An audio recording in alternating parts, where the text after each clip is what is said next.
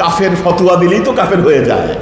ওয়াজ করার সময় কাউকে জান্নাতে পাঠিয়ে দেওয়া যায়, জাহান্নামে পাঠিয়ে দেওয়া যায়, ঠিক তেমনি ওই মুখের কথা দিয়ে মনে হয় কাউকে শিয়া বানায় দেওয়া যায়।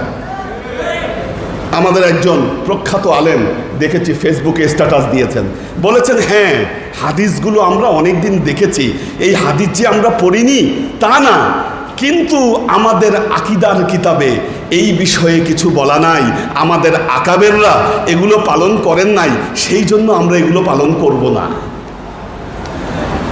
জাহালত কোথায় পৌঁছেছে!